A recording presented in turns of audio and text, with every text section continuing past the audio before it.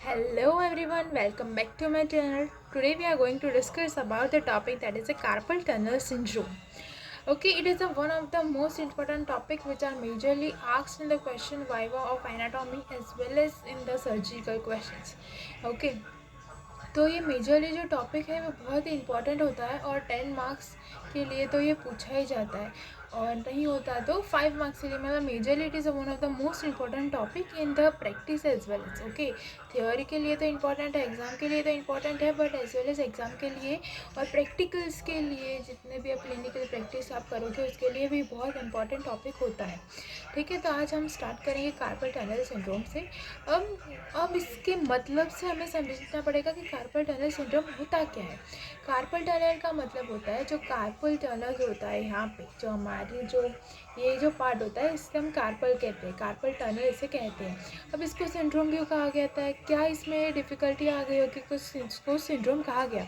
ठीक है, तो डिफ़िकल्टी इसको सिंड्रोम सिंड्रोम किस चीज़ को कहा जाता है, अगर एक से ज़्यादा ऑर्गन इन्वॉल्व हो या फिर एक से ज़्यादा टिश्यू इन्वॉल्व हो, इस सारी चीज़ों को हम सिंड्रोम कह सकते हैं। मतलब more than one of the symptom is included then it is called as a syndrome, but it is included in this part only ना, और कोई चीज़ में इसमें इंक्लूजन है ही नहीं, तो क्यों इसे सिंड्रोम कहा गया। ये बहुत इंपॉर्टेंट टॉपिक होता है और वाइवा में ये पूछा भी जाता है कि क्यों उसे सिंड्रोम कहा गया, क्योंकि ये तो एक ही पार्ट में इन्वॉल्व है, यहाँ पे दूसरा कोई ऑर्गन या टिश्यू कुछ तो इन्वॉल्व है ही नहीं। बट जो कार्पल टनल होता है उसके अंदर ही 10 स्ट्रक्चर प्रेजेंट होते हैं, इसके लिए 10 स्ट्रक्चर्स के अंदर ही इन्वॉल्वमेंट उसके अंदर डिस्टर्बेंस हो जाता है, इसके कारण इसको सिंड्रोम कहा गया है। क्यों सिंड्रोम कहा गया है कि उसके अंदर 10 स्ट्रक्चर्स मेजरली इन्वॉल्व होते हैं, इसे यहाँ पे इसको सिंड्रोम कहा गया है। ओके, इसको यहाँ पे जो सप्लाई फाइबर होते हैं या फिर कंट्रोल फाइबर होते हैं ये टोटल 10 होते हैं, जो आगे हम गिनेंगे कि ऐसे ये 10 होते हैं, but it is most important कि इसके अंदर 10 स्ट्रक्चर इन्वॉल्व होते हैं, इसीलिए इसको हम सिंड्रोम कहते हैं और ये कार्पल टनल में अफेक्शन देता है, इसके लिए हम कार्पल टनल सिंड्रोम कहते हैं। ये बहुत इंपॉर्टेंट है। ठीक है, अब जो कार्पल टनल होता है, सपोज़ मैं हैंड ड्रॉ करूँ, इससे आपको एक्सप्लेन करूँ कि ये होता है, ये कार्पल टनल होता है। ठीक है, ये एक फाइब्रस बैंड स्ट्रक्चर होता है जो आगे के पार्ट में होता है, नीचे के पार्ट में ये वाला पार्ट जो होता है कार्पल बोन से बना हुआ होता है। अगर हम उसको सुपरफिशियली देखें तो सुपरफिशियली यहाँ पे इसका जो रूफ होता है वो बनता है एक फाइब्रस बैंड से, और जो इसका फ्लोर होता है मतलब ये नीचे का पार्ट होता है ये कार्पल बोन से बनता है, और इन दोनों के स्ट्रक्चर के बीच में जो टेंडन्स वगैरह जो प्रेजेंट होते हैं यही अफेक्शन देते हैं और इसके कारण ही इसके अंदर सिंड्रोम का नाम दिया गया है। और जो नर्व सप्लाई होती है जो कार्पल टनल के अंदर प्रेजेंट होती है वो होती है मीडियन नर्व। अगर मीडियन नर्व के अंदर कंप्रेशन हो जाए या फिर किसी भी चीज़ का अफेक्शन हो जाए तभी कार्पल टनल सिंड्रोम रिजल्ट देता है। तो मेजरली जो मीडियन नर्व होती है इसके अंदर ये ही कंप्रेशन कॉज करती है और तभी ही कार्पल टनल सिंड्रोम होगा, otherwise it is not possible कि कार्पल टनल सिंड्रोम हो। ठीक है, मीडियन नर्व के कंप्रेशन के कारण ही कार्पल टनल सिंड्रोम होता है और क्वेश्चन पूछा जाता है कि कौन सी नर्व इन्वॉल्व होती है कार्पल टनल सिंड्रोम कॉज करने में, तो that is a median nerve. ये बहुत इंपॉर्टेंट है। ठीक है, नेक्स्ट हम बात करते हैं जो स्ट्रक्चर्स की मैंने बात की, कौन कौन से स्ट्रक्चर इसके अंदर इन्वॉल्व होते हैं, तो एक बार मैं सिर्फ लिख देती हूँ कौन कौन के स्ट्रक्चर इन्वॉल्व होते हैं। तो रूफ जो बनाता है, रूफ बनाने में एक जो हमने कहा था ना फाइब्रस बैंड जो फॉर्म होता है, it is a one of the fibrous band you can see, और इस फाइब्रस बैंड को क्या कहा जाता है, ट्रांसवर्स कार्पल लिगामेंट। ठीक है, ये बहुत इंपॉर्टेंट है, इससे आपका नाम याद रखना इजी होता है। कार्पस ट्रांसवर्स है, कार्पल इन्वॉल्व है, लिगामेंट्स इन्वॉल्व है, इसलिए इसका नाम क्या हो गया, ट्रांसवर्स कार्पल लिगामेंट। और दूसरा नाम क्या है इसका, फ्लेक्सर रेटिनाक्यूलम लिगामेंट। ठीक है, ये आपको दिख रहा है कि ना, आई डोंट नो। ठीक है, ठीक है, ये आप याद रख सकते हैं, फ्लेक्सर रेटिनाक्यूलम लिगामेंट। इसमें नाम है फ्लेक्सर क्योंकि it's majorly responsible for the flexion, ठीक है। एक्सटेंशन के अलावा फ्लेक्शन में बहुत इंपॉर्टेंट रोल होता है, तो अगर इसका डैमेज हो जाएगा तो फ्लेक्शन पॉसिबल नहीं है। ठीक है, तो फ्लेक्चर रेटिनाक्यूलर लिगामेंट बोला जाता है या फिर ट्रांसवर्स कार्पल लिगामेंट बोला जाता है, जो रूफ पार्ट में इन्वॉल्व होता है। ठीक है, फ्लोर बनाने में मैंने बोला आपको कार्पल्स बोन जो होते हैं वो ही रिस्पॉन्सिबल होते हैं, जो यहाँ पे प्रेजेंट होता है हमारे 8 कार्पल बोन्स होते हैं, उस वो ही फ्लोर बनाते हैं। ठीक है, और जो मेजर स्ट्रक्चर फ्लेक्चर टेंडन्स जो होते हैं वो दोनों के जो ये रहा जो रूफ था, ये रूफ था और ये फ्लोर था, इन दोनों के बीच में जो प्रेजेंट होता है that is a flexure tendons. Flexure tendon जो होता है ये होता है 9 इन नर्वस, और एक तो मैंने बताया ना मीडियन नर्व वाला, वो इसको काउंट करके आप 10 कंसिडर करेंगे। ठीक है, 9 स्ट्रक्चर जो फ्लेक्चर वाला होगा और प्लस मीडियन नर्व, तो 10 स्ट्रक्चर हो गया, तो इसलिए यहाँ पे लिखा है कि 10 स्ट्रक्चर इन्वॉल्व होते हैं।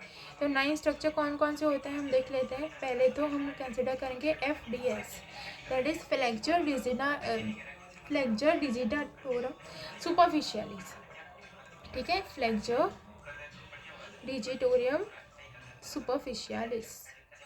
ठीक है, it is one of the tendon, ये इन्वॉल्व होता है। ये टोटल 4 होते हैं। ठीक है, ये नंबर जो होते हैं टोटल 4 नंबर होते हैं, और ये रेगुलाइज करते हैं जो प्रॉक्सिमल होता है ना, प्रॉक्सिमल इंटरफेरेंशियल जॉइंट, उसको ये रेगुलाइज करता है। मतलब प्रॉक्सिमल इंटरफेरेंशियल जो जॉइंट्स होते हैं ये it is a one of the इंटरफेरेंशियल joint, तो इसलिए इसको रेगुलेट करने में जिनका फंक्शन होता है, ये सारी फंक्शन कौन रेगुलेट करता है, ये that is a flexor digitorum superficialis. तो ये कौन से फंक्शन को रेगुलाइज करता है, प्रॉक्सिमल। ठीक है, प्रॉक्सिमल इंटरफेरेंशियल जॉइंट। और जो सेकेंड होते हैं that is second part that is FDP, that is a flexor digitorum profundus, और ये भी टोटल 4 इन नंबर होते हैं, और ये डिस्टल जो डिस्टल इंटरफेरेंशियल जॉइंट होते हैं मतलब दूर, तो उनको ये रेगुलाइज करता है। मतलब प्रॉक्सिमल के हो गए, और डिस्टल वाले जो होते हैं वो रेगुलाइज करते हैं फ्लेक्चर डिजिटोरियम प्रोफंडस। ओके, ये टोटल 8 हो गए, 8 4 और 4, और 2 होते हैं फ्लेक्चर पॉलिसिस लॉन्गस। ठीक है, ये होता है दैट इज फ्लेक्चर, ये प्रोफेंडस इसमें आप ऐड कर सकते हैं, इसका प्रोफेंडस और डिजिटोरियम तो सेम ही होता है। ठीक है, फ्लेक्चर पॉलिसिस लॉन्गस, ये बहुत इंपॉर्टेंट है। ये टोटल हो गए आपके 9 स्ट्रक्चर और प्लस मीडियन नर्व, इसलिए टोटल 10 स्ट्रक्चर इन्वॉल्व होते हैं कार्पल टनल अफेक्शंस के लिए। ठीक है, अब हम बात करते हैं कि कौन कौन से ऐसे इटियोलॉजिकल फैक्टर होते हैं जिससे ये कॉज होता है कार्पल टनल सिंड्रोम। और now days it is increasing very much. क्यों इतना ज़्यादा बढ़ रहा है, क्योंकि टाइपिंग स्किल बहुत ज़्यादा बढ़ रही है। टाइपिंग आप करते हैं तो इससे प्रॉपर यूज़ होता है कार्पल टनल का। या फिर आपको अगर बहुत ओबेसिटी होती है जिस पेशेंट को, उनका ऐसा सपोर्ट में आप रखते हैं तो ये बहुत बार उनको प्रेशर जाता है, तो उससे कारण ये हो सकता है। या फिर कोई भी ल्यूनर डिसफंक्शन होता है तभी ये हो सकता है। कोई फ्रैक्चर हुआ होगा रिस्ट में, तो रिस्ट में फ्रैक्चर होगा तो ये ऑब्वियसली इन्वॉल्व हो गया, आप इसे प्रेस करोगे तो it is very tough structure, तो इतनी जल्दी इन्वॉल्वमेंट नहीं होता। बट अगर आप रेगुलराइज इसको अफेक्शन देंगे तब, रेगुलराइज आपको टेक्सटिंग करनी पड़ रही है, राइटिंग करनी पड़ रही है, तभी it is affecting. Okay, wrist movement अगर जितना भी ज़्यादा होगा उससे ज़्यादा बहुत डेंजर होता है कि ये हो सकता है। ठीक है, ये इटियोलॉजिकल फैक्टर्स होते हैं। और अगर कोई भी आर्थराइटिस हो जाए, rheumatoid arthritis, majorly it is involving the bone, no carpal bone से इन्वॉल्व है, तो कोई भी आर्थराइटिस होगा, या फिर कोई डायबिटीज़ मेलाइटिस में बहुत ज़्यादा अब तो देखने को मिल रहा है, या फिर प्रोलॉन्ग टाइपिंग तो मैंने आपको बताया, और ओबेसिटी हो सकता है। ये सारी चीज़ें जो होती है वो ही इटियोलॉजिकल फैक्टर कॉज करती है। ठीक है, I will write it out. Aetiological factor मैं फटाफट लिख लेती हूँ जिससे कि आपको पता चले। That is prolong use, prolong typing के लिए टाइपिंग में यूज़ होता है, या फिर रिपीटेड टाइपिंग, या फिर रिपीटेड रिस्ट मूवमेंट आप बोल सकते हैं कि जितने भी ज़्यादा रिस्ट मूवमेंट होगा उतने ज़्यादा प्रेगनेंसी के टाइम पे भी बहुत ये होता है, क्योंकि जितना ज़्यादा प्रेशर होगा ना तो उतना ज़्यादा ही इसका अफेक्शन हो सकता है। ठीक है, रूमेटॉइड आर्थराइटिस की हम बात कर सकते हैं। और एक होता है रेडियो कार्पल आर्थराइटिस, मतलब जो कार्पल और रेडियो जिसमें जो रेडियस बोन होता है और कार्पल बोन्स होते हैं उसके बीच में अगर आर्थराइटिस हो जाए तभी भी ये हो सकता है आर्थराइटिस। ओके, और किस में हो सकता है, that is a flexure tendon sinusitis. अगर फ्लेक्चर जो टेंडस है उसके अंदर साइनोसाइटिस हो जाए तब ये अफेक्शन हो सकता है। ठीक है, और फ्रैक्चर ऑफ रिस्ट, ये सारी जो चीज़ें हैं ये बहुत इंपॉर्टेंट ईटियोलॉजिकल फैक्टर कॉज करती है। ठीक है ना, पैथोजेनेसिस की बात करें तो पैथोजेनेसिस में कैसे हो सकता है, तो कैसे होगा पैथोजेनेसिस का मतलब ही क्या होता है कि कैसे कार्पल टनल सिंड्रोम कॉज होता है। तो पैथोजेनेसिस में मीडियन नर्व का कंप्रेशन होगा तब ये होगा और कभी भी नहीं होगा। ठीक है, मीडियन नर्व का अगर कंप्रेशन हो रहा है, ये बहुत इंपॉर्टेंट है। ठीक है, अगर मीडियन नर्व का कंप्रेशन हो रहा है तभी ही ये पैथोजेनेसिस कॉज करेगा। सेकेंड, अगर नर्व फाइबर में इश्केमिया और डेवलप होता है, ठीक है, इश्केमिया अगर डेवलप होगा नर्व फाइबर्स के अंदर, इट इज़ वेरी इंपॉर्टेंट। ठीक है, तभी ये कॉज करता है कार्पल टनल सिंड्रोम और सेंसरी और मोटर वीकनेस। ठीक है, ये बहुत इंपॉर्टेंट है। ये तीनों ही हो गए तभी ये कार्पल टनल सिंड्रोम होता है, नहीं तो नहीं होगा, ये पॉसिबल ही नहीं है कि हो पाए। ठीक है, ये तीन चीज़ें अफेक्शन के लिए रिस्पॉन्सिबल होती है। अब क्लिनिकल फीचर्स की बात कर लेते हैं जो बहुत इंपॉर्टेंट होता है, that is clinical features. Clinical features की हम बात करें तो बहुत सारे फीचर्स होते हैं, जैसे सेंसरी पहले हम सेंसरी क्लिनिकल फीचर्स की बात करेंगे, फिर मोटर और फिर ऑटोनॉमिक सेंसरी।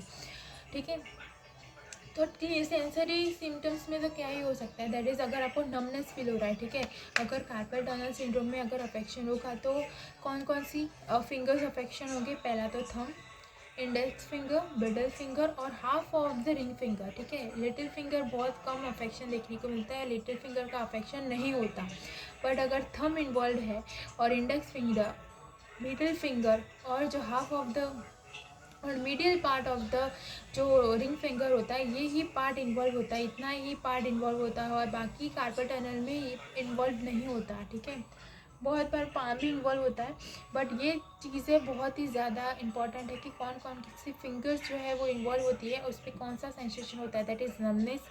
और नमनेस सेंसेशन होगा, आप पकड़ नहीं पाओगे, आप पकड़ होल्ड ही नहीं कर पाओगे, इसको आप निकाल ही दोगे, ऐसे छोड़ दोगे पूरा ऐसा।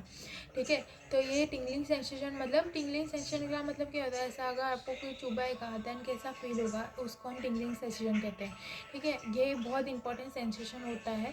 पूछा जाता है कि कौन कौन से सेंसेशन हो सकते हैं टिंग, और आप पूछोगे पेशेंट्स को कि दैट आपको कैसा लगता है, तो वो आपको बोलेंगे कि कैसे जैसे चुभता है, बहुत बार बार ऐसे चुभता है, जैसे कि हमारा पैर, जैसे बोलते हैं ना हम, देन नर्वनेस इन द पैर, दैट इज हम, अगर हमारा पैर सो जाएगा तो कैसा फील होगा, उसी तरह जब हम जैसे सेंसेशन फील होता है उसी तरह ही कार्पल टनल सिंड्रोम के अंदर ये सेंसरी फीचर्स होगा।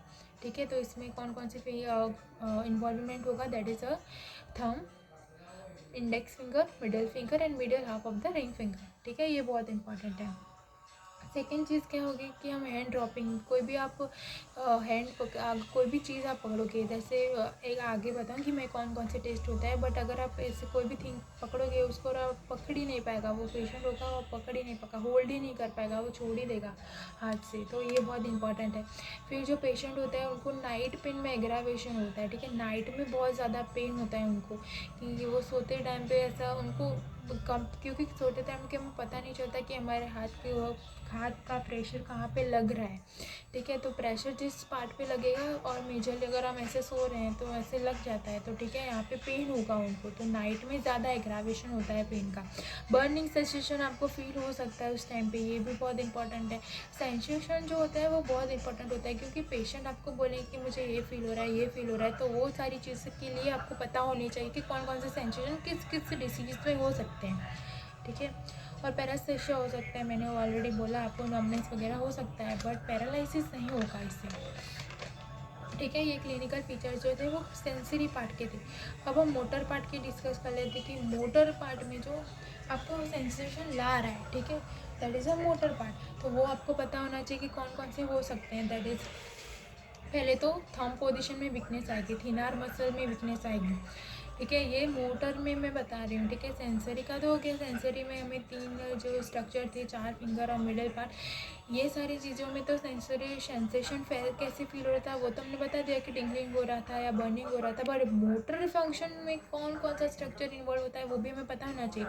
मोटर में थिनार मसल इन्वॉल्व होता है, थंब इन्वॉल्व होता है, ठीक है।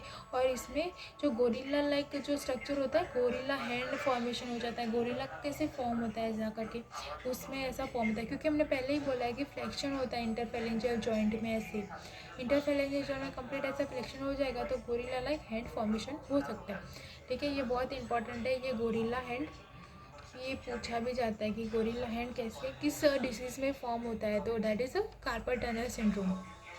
ऐसे किसी क्लो हैंड फॉर्मेशन होता है, अगर अल्लाह मीडियन से आप याद कर सकते हैं, दैट इज़ अल्लाह नर्व का अगर अफेक्शन होगा तो उसके अंदर क्लो हैंड फॉर्मेशन होता है। और अगर मीडियन नर्व का affection that is carpal tunnel syndrome में अफेक्शन होगा, that is gorilla hand formation. ये बहुत बार MCQ में पूछा जाता है, ठीक है।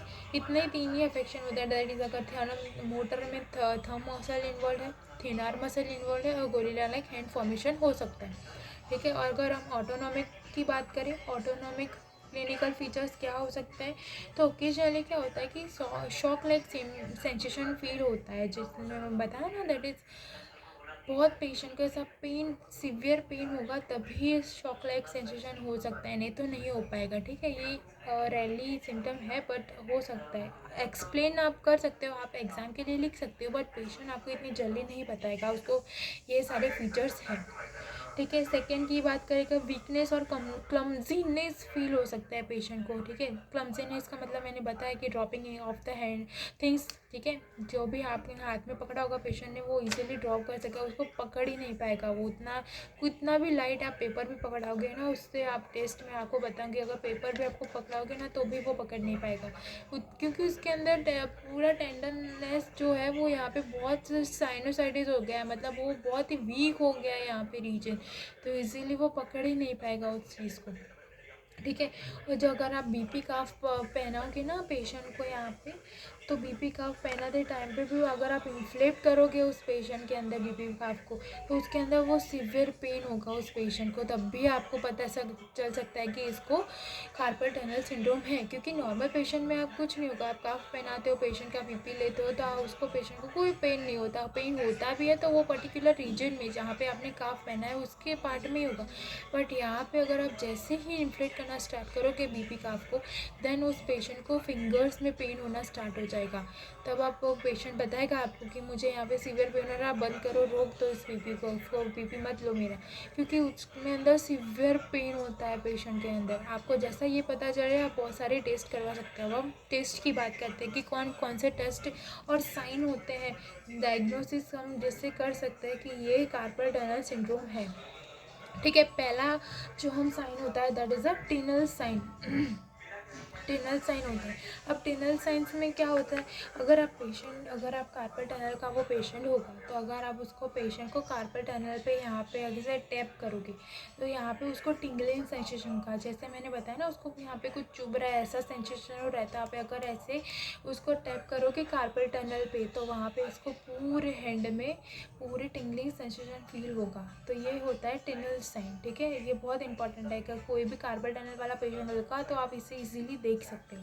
सेकेंड जो साइन होता है दैट इज़ अ फेलेंस मैन्यूवर, ठीक है। इसको क्या बोलते हैं, फेलेंस मैन्यूवर, ये भी इंपॉर्टेंट है। और फेलेंस मैन्यूवर का मतलब क्या होता है, जो कार्पल टनल सिंड्रोम वाला जो पेशेंट होगा, अगर आप उसको बोलोगे कि आप ऐसे हैंड रखो, ठीक है, पूरी तरीके से ऐसे, आपको दिख रहा है कि नहीं मैं बता पा रही हूँ कि नहीं, आई डोंट नो, बट अगर आप उसको ऐसे फोल्ड करने के लिए बोलोगे 5 मिनट तक, तब तक ये जब वो फोल्ड करेगा तो इसका ये कंप्रेस हो रहा है पार्ट, तो वो 5 मिनट तक वो ऐसे रख ही नहीं पाएगा। क्यों नहीं रख पाएगा, क्योंकि वहाँ पे उसको सीवियर पेन हो रहा है। वो बोलेगा कि नहीं सर मुझे यहाँ पे ऐसे मुड़ ही नहीं रहा है, वो पूरा कंप्लीट ऐसे हो ही नहीं रहा है, आपको दिख नहीं रहा होगा, तो शायद मैं इसको ड्रॉ कर पाऊँ। I am drawing is very bad right now. ठीक है, अगर आप उसको यहाँ पे दोनों पार्ट में अगर कंप्रेशन फील होगा तो यहाँ पे कार्पल टनल हो रहा है ना, ठीक है, तो यहाँ पे पेन हो रहा है पेशेंट को, तो वो ऐसे रख ही नहीं पाएगा। तब आपको पता चल जाएगा। ये बहुत इजी वे है पता करने का, ये बहुत इजी टेस्ट है जिससे आप बैठे बैठे ही पता कर सकते हो कि कार्पल टनल है विदाउट एनी इन्वेस्टिगेशन। ठीक है, तो ये डायग्नोसिस होता है, ये 2 टेस्ट होते हैं, ये बहुत बार पूछा ही जाता है कि कौन कौन से टेस्ट है। ठीक है, इन्वेस्टिगेशन की हम बात कर लेते हैं, बहुत ज़्यादा वीडियो लंबा नहीं करना है। ठीक है, इन्वेस्टिगेशन में आप कर सकते हो कि डाटा एक्सरे करवा सकते हो, एमआरआई करवा सकते हो। ये सारी चीज़ें तो सेकेंडरी है। ठीक है, पहले तो आपको ये तो पता होना चाहिए ना कि इलेक्ट्रोग्राम, ये तो पता होना चाहिए कि इसको पेशेंट को कार्पल टनल है कि नहीं है, तो आप डायग्नोसिस करोगे तो आपको उससे ही पता चल जाएगा। फिर आपको ये सारी चीज़ें सिर्फ आपके कंफर्मेशन के लिए करनी पड़ेगी और ज़्यादा करनी पड़ेगी नहीं।